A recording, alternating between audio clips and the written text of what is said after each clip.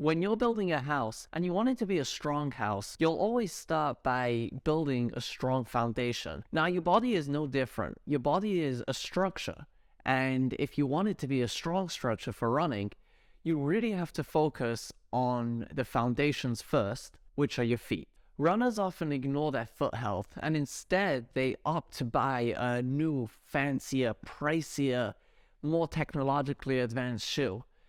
But these shoes can actually make your feet weaker, which can really make the problem worse. But all of that changes today. Let's start the journey of strong feet, of mighty feet, of powerful feet, of capable feet, and of course, of healthy feet. Hey y'all, Joseph here.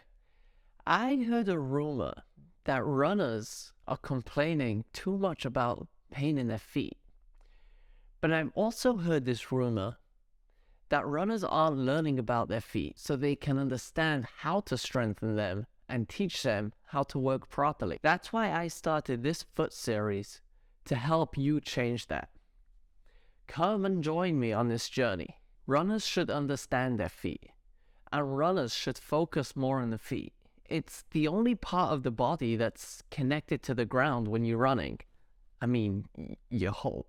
Every time you take a step when you're running, you're producing more than 2.5 times your body weight of force, and all of that has to go through your feet in order to propel you forward in the most efficient and strong way. Weak feet would make you lose some of that force, so you can either produce more force to be able to run at the same pace, or you have to use that same amount of force, but you'll be going slower. And that's not to mention that it's also increasing your risk of injury. Your feet are your foundation, and they're actually quite useful and helpful. They allow you to stand on them, walk on them, skip on them, hop on them, and of course, run on them. In this first video of the series, I want to talk about a term that shoe companies often use to scare people into buying new technology, as well as experts often talk about as if it's the devil. And that is pronation. If you don't know what pronation is, it's simply just when your feet flatten down towards the ground. There's nothing scary or dysfunctional about pronation.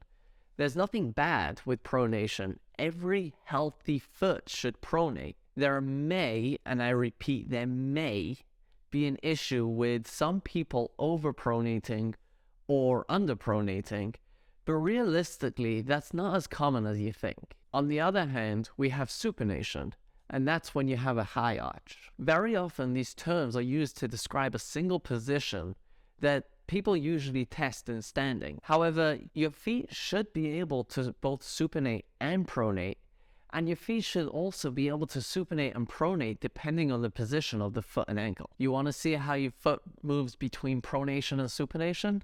Let's try this together. Take off your shoes and socks and stand by a wall. You might want to put a camera or a mirror on your side or in front of you so you can see what's really happening. You're going to move your foot that's closer to the wall further forward in front of the other foot. Once you feel comfortable and you have your balance, you can put your hand on the wall just to keep your balance and slowly move your body forward over the front foot while keeping the front foot flat on the floor. This is going to put your ankle in a dorsiflex position. Dorsiflexion is when you bring your foot up towards the shin bone. Do you see how your arch starts to collapse? Great. You have functional pronation. Now bring your body all the way back, keeping the front foot and especially your big toe connected to the ground, putting your ankle in plantar flexion, which is when your toes are pointed down. See how the arch starts to come up? Great.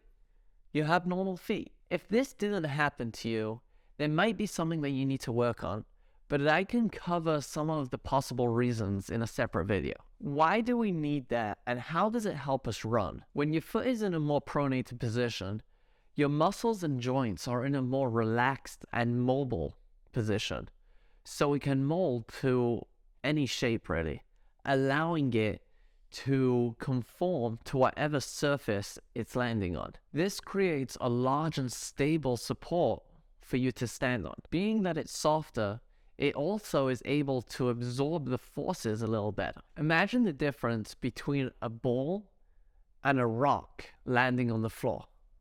When the ball lands on the floor, it squishes down a little bit and is able to absorb that force and even use it to propel itself back up. The rock, on the other hand, because it's so firm and stiff, when it lands with a thud, and it doesn't come back up very often.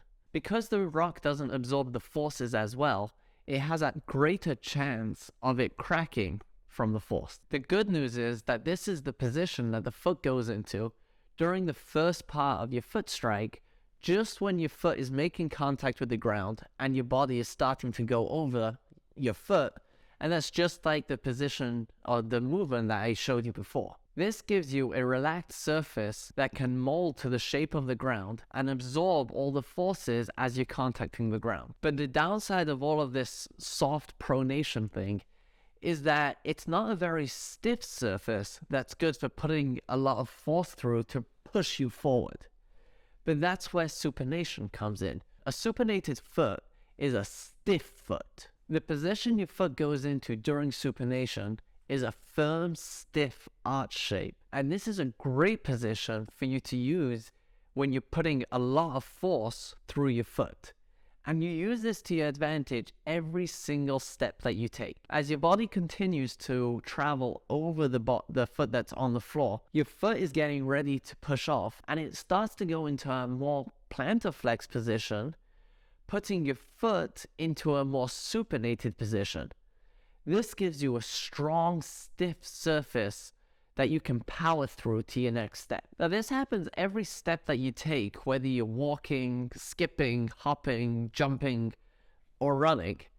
As you make contact with the ground, your foot goes into a more pronated position, allowing it to absorb the forces and to conform to the ground.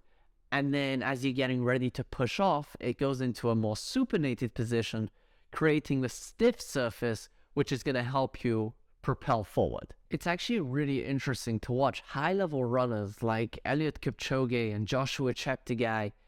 Every time their foot contacts the ground, you can see them going into pronation and then flying out of it to propel themselves forward.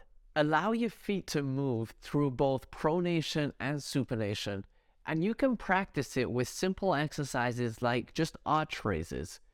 Raising up the arch, keeping the big toe down, and then slowly and controlled lowering it. Having a strong, efficient foot will help you with every step that you take while running. Our feet and ankles might be one of the most complex regions in the entire musculoskeletal system, but they sure are incredibly capable. And the more you understand how they move, why they do what they do, the better you'll be able to make informed decisions about which shoes to wear, how to improve the way they move, and understand which exercises are going to make them functionally stronger.